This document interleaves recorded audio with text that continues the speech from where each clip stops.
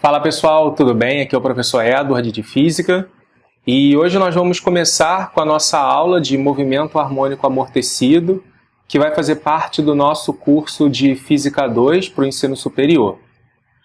Estou começando com essa aula, pela necessidade que a gente tem aí de apresentar o conteúdo nesse momento, e em breve você vai ver as outras aulas também aqui com o curso completo de Física 2. As aulas estão sendo baseadas no livro do Moisés, no Halliday e também no livro do Young Friedman, adaptando ali, juntando um pouco do melhor de cada livro, para que você tenha um curso um pouco mais completo, mais abrangente, com mais análises físicas, mecânicas, dinâmicas, tudo mais. Beleza? Bom, então vamos lá. Na aula passada a gente tinha falado então sobre o MHS, que é o movimento harmônico simples.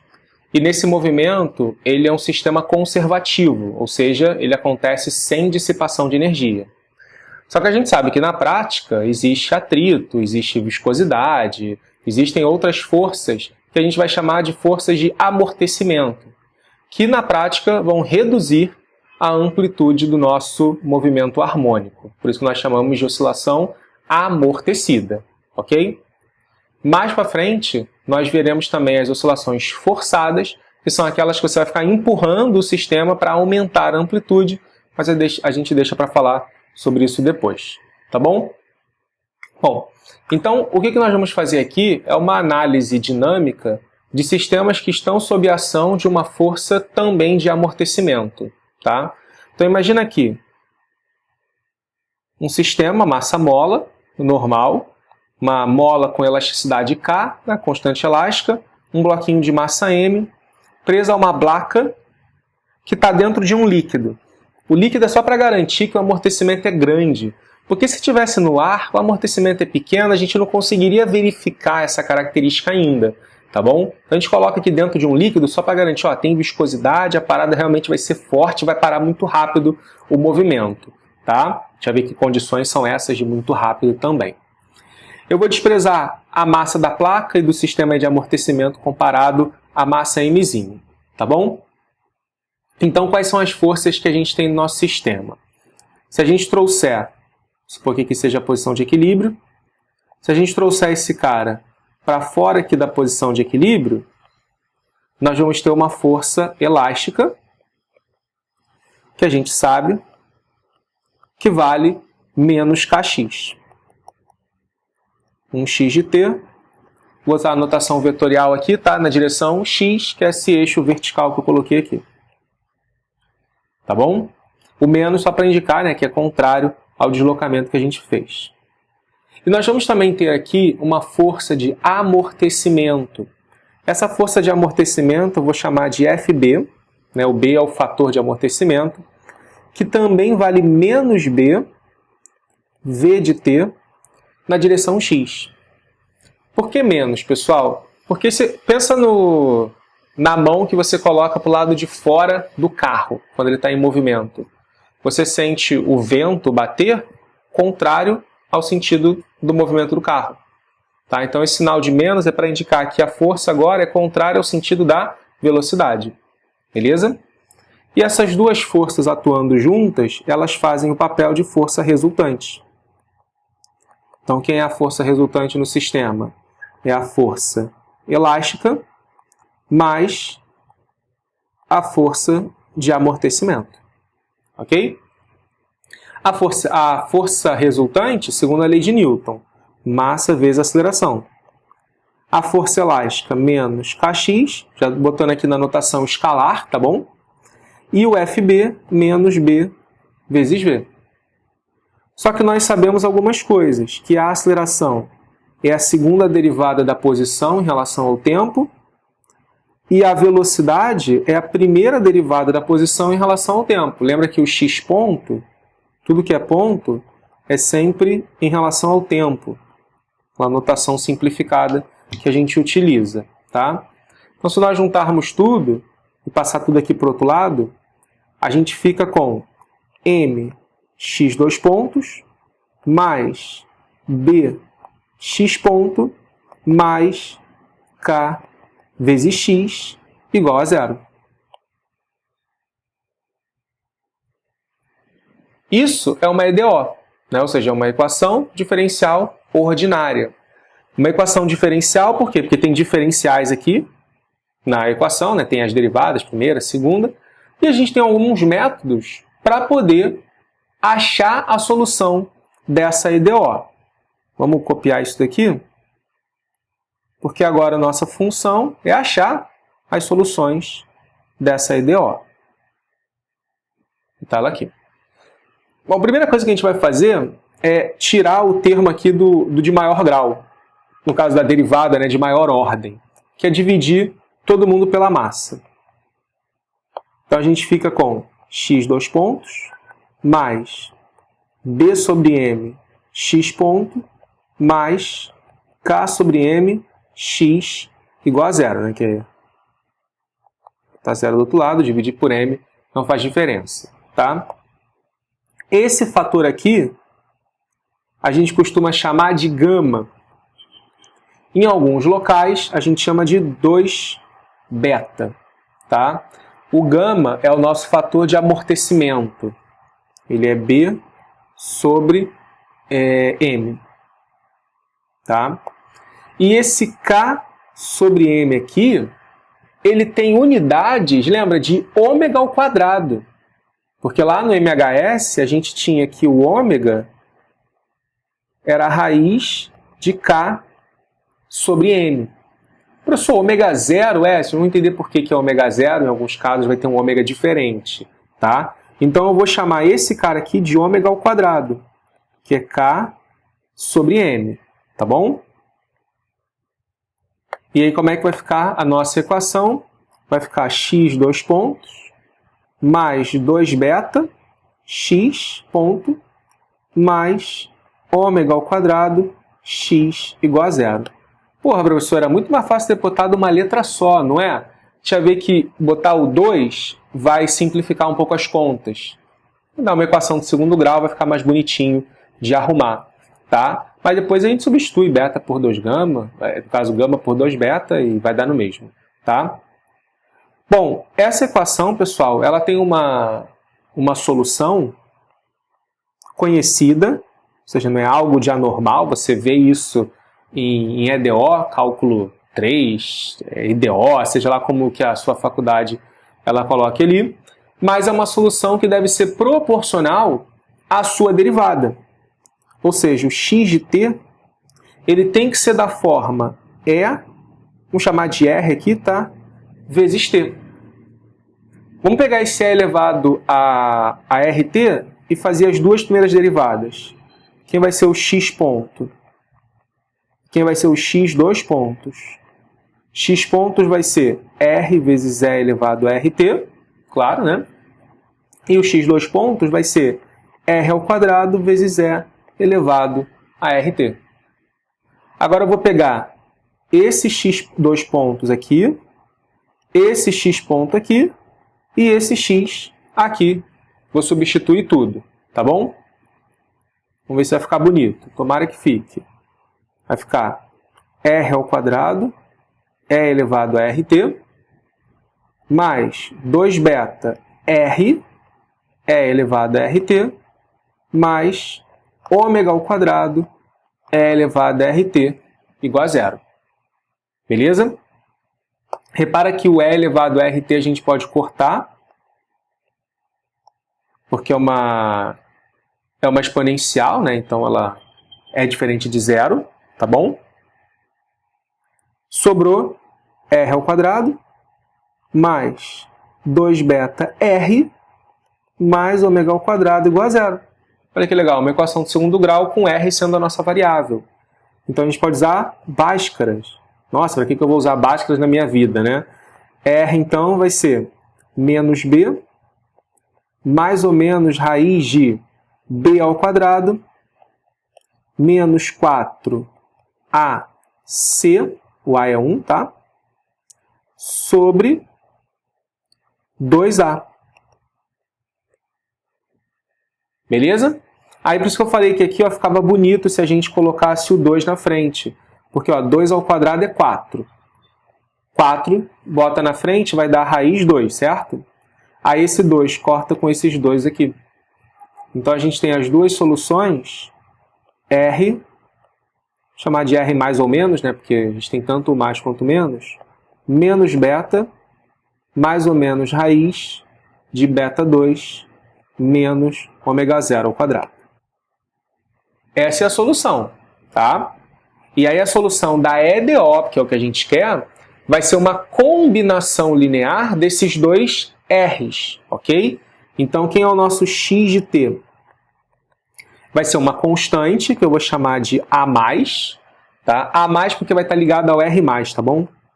R mais t, vai ser o com mais aqui, mais uma constante, combinação linear, tá? R menos elevado a t. Essa é a solução da nossa equação. Se você colocar o beta aqui, como é que vai ficar? A mais é elevado a menos beta mais raiz de beta ao quadrado menos ômega 0 ao quadrado t, mais A menos é elevado a menos beta menos raiz de beta ao quadrado menos ômega 0 ao quadrado t, beleza? Aí, ó, tá vendo que aqui tem A elevado a menos beta t e aqui também tem A elevado a menos beta t? Eu posso colocar esse cara em evidência. Então, quem é o x de t? É elevado a menos beta t, que multiplica, então, parênteses, A mais é elevado a raiz de beta 2 menos ômega 0 2t, mais A menos é elevado a menos raiz de beta 2 menos ômega 0 2t. Está aqui a nossa solução. Tá? É uma solução bonita? Não, mas é uma solução.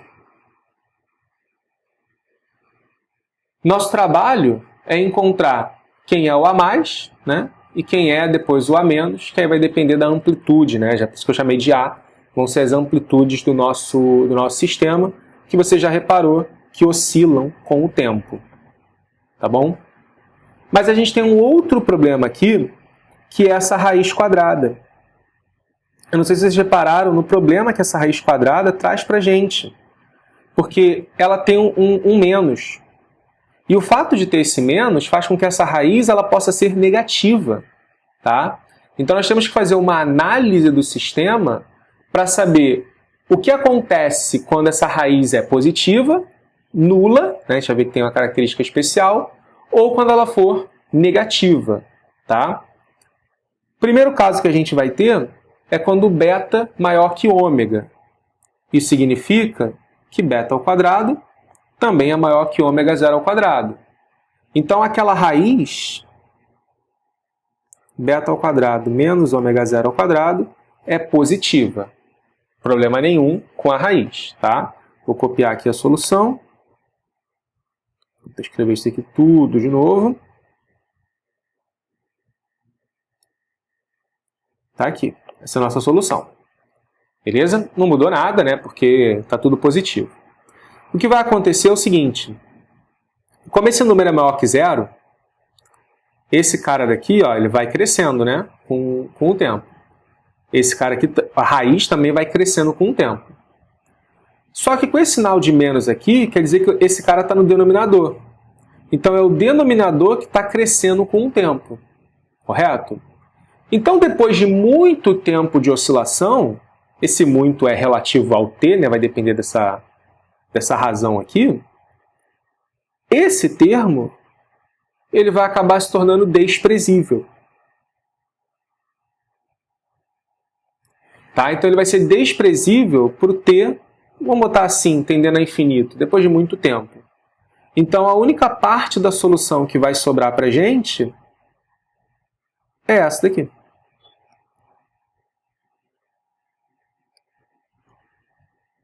Tudo bem? E aí, olha só que legal. Esse cara daqui é como se fosse um ômega. A gente chama de ômega 1. Tá? Que seria, entre aspas, a oscilação do nosso sistema. Então, quem vai ser o x de t? é elevado a menos beta t, lembra que beta é aquela constante que está associada ao amortecimento, vezes um a mais, né? Vou botar o a mais na frente, vezes E elevado a ômega 1 vezes t.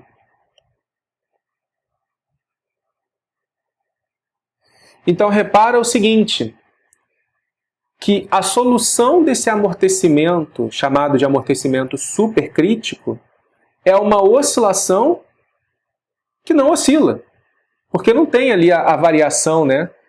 O que muda aqui rapidamente é a amplitude. É a amplitude que faz essa mudança brusca apenas. Tá? Por isso que a gente chama de amortecimento supercrítico. O X, né, a oscilação, ela cresce aqui, aquele períodozinho que o menos T ainda faz diferença, e de repente ele cai a amplitude. Mas ele não faz uma oscilação, tá vendo? Ele não oscila de fato. Tá? A gente tem uma aplicação prática desse regime quando a gente tem que evitar oscilações, mas não precisa voltar muito rápido à posição de equilíbrio. Aí eu botei os dois exemplos mais comuns aí. Aquele sistema que a gente bota em porta, geralmente porta de armário de cozinha, o meu aqui tem, por exemplo. Você abaixa ele, você sente uma força ali contra, né, que é a mola fazendo, você abaixa ele e solta, ele vem voltando. E aquelas portas também, né, que tem aquele sistemazinho, você abre a porta e solta ela, ela vem voltando devagarzinho. Mas ela não fica oscilando, ou pelo menos não deveria, né, fazer essa oscilação. Tá? Aí esse é chamado de amortecimento supercrítico, que é quando o beta, é maior do que o ômega zero. Beleza, pessoal? E quando ele for igual? Aí nós temos o amortecimento crítico. Se o beta é igual a ômega ao quadrado, se o beta é igual ao ômega, é porque beta ao quadrado é igual a ômega zero ao quadrado. Então aquela raiz que a gente viu é igual a zero. Ou seja, a solução positiva e a solução negativa, elas são exatamente iguais, né? Ao menos beta. Tá? Então o que a gente tem para o x de t? Se as soluções são iguais, a gente pode separar, né, em duas... a gente pode separar em duas somas, né, numa combinação linear, mas não apenas da exponencial, mas também da exponencial com o tempo. Tá? No caso em que esse cara é igual a zero, esse termo daqui, no caso, esse termo daqui, também é uma solução que faz parte da EDO. Beleza? Por isso que muda, né? Não é o mesmo caso não é o supercrítico ainda. Tá? É um caso diferente porque tem um pedaço a mais da solução. Tá? Ajustar aqui. Beleza? E o que muda aqui, pessoal? Muda que o sistema ele também não oscila, mas ele volta mais rápido para a posição de equilíbrio. E aí você pode observar isso aqui pelo T. Porque antes era só o menos beta T, né? Só o termo lá em cima que fazia decrescer. Agora você tem esse termo também daqui fazendo esse decrescimento. Tá? Então ele vai, digamos, voltar à posição de equilíbrio mais rápido. Então, de uma forma visual, a gente tem isso daqui, para o sistema crítico. Olha como ele cai bem mais rapidamente do que o sistema supercrítico. Tá? Depois a gente bota os dois para fazer a comparação. Geralmente a gente usa isso daqui em sistemas um pouco mais de controle, em que a gente precisa de mais desempenho. Então, por exemplo, amortecedores de carros, de veículos, né? Eles costumam querer usar o amortecimento crítico ou fica muito próximo ali, de fato, desse amortecimento.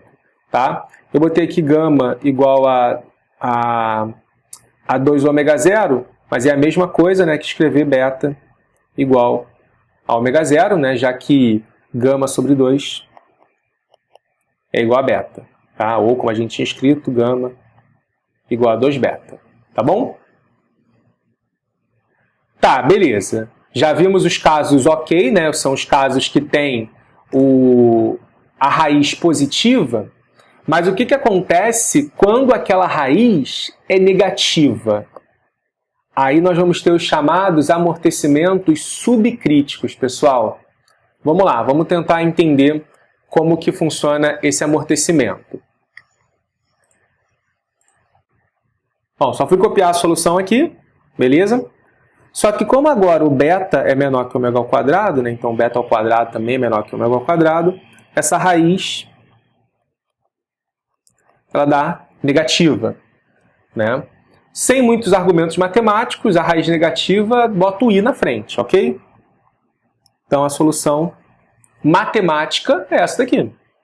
Professor, como assim? Uma solução complexa? É, uma solução complexa. Uma solução complexa numa representação de Euler pode ser uma senoidal, né? Lembra? E elevado a i θ é seno mais seno θ mais i cosseno θ. Então, se eu tenho uma representação com um número complexo, isso provavelmente vai dar uma oscilação de fato, pensando na representação de Euler, tá bom? Então, o que eu fiz aqui foi só colocar o i na frente, tá? E aí, quando eu coloco esse i na frente, eu já estou assumindo agora a solução positiva, tá bom? E aí, quem vai ser o nosso x de t? Nosso x de t vai ficar e elevado a menos beta θ, que multiplica a mais, e elevado a i, vamos chamar de ômega 1 de novo, aquele termo, tá? Vezes o t, mais a menos, e elevado a menos, né, porque tem um menos ali na frente, e ômega 1 vezes t.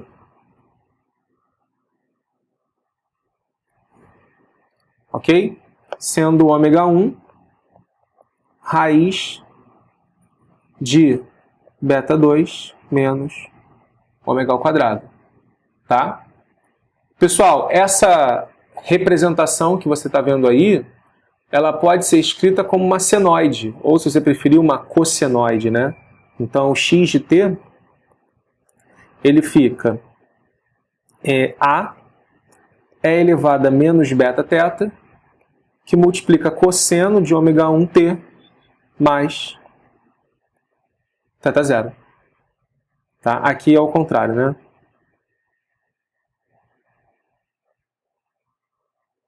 É como se eu tivesse multiplicado isso aqui por menos 1, né, e botado a raiz de menos 1 fora, seria o i, tá bom? Vou fazer assim, ó. Módulo, módulo. Beleza? Pronto, essa aqui é a solução. Repara que esse termo tem uma oscilação. Então esse cara oscila de fato. Só que ele também tem esse termo daqui, que vai representar para a gente uma amplitude em função do tempo. E como é uma exponencial negativa, significa que essa amplitude ela vai diminuindo ao longo do tempo. Então essa de fato é uma oscilação amortecida. É a única, né, oscilação amortecida. As outras não eram oscilações, efetivamente, porque elas não ficavam oscilando, elas só iam reduzindo a amplitude ao longo do tempo, tá? Mas por que a gente botou o ômega zero, né? Porque a amplitude, desculpa, a frequência de oscilação desse amortecimento não é a mesma frequência do oscilador sem o amortecimento. A gente tinha lá o nosso ômega zero, que era a raiz de K sobre M, não é? E o ômega 1 é diferente disso, tá? Repara que o ômega 1 é menor do que o ômega zero, tá? Então ela ocorre com uma frequência diferente do que quando não tem o amortecimento, beleza? O caso que a gente observa é isso aqui. Oscila, tá vendo? Mas aqui, ó, não sei se vai ficar certinho, mas imagina que fique. Tem uma exponencial, ó. Isso aqui é exponencial. A é elevado a menos beta vezes t. Está caindo com o tempo. Beleza? Molas e amortecedores geralmente aceitam algum nível de oscilação, né? Então, você está lá no carro, o carro passa por um quebra-mola. Você faz um tempinho assim ainda, né? Para rápido, para bem rápido, mas dá uma oscilada ainda se não tiver bem ajustado para aquele amortecimento crítico ou supercrítico. Tá bom? Então, um nível de oscilação ainda é aceitável. Geralmente a gente tem um amortecimento subcrítico. Tá bom?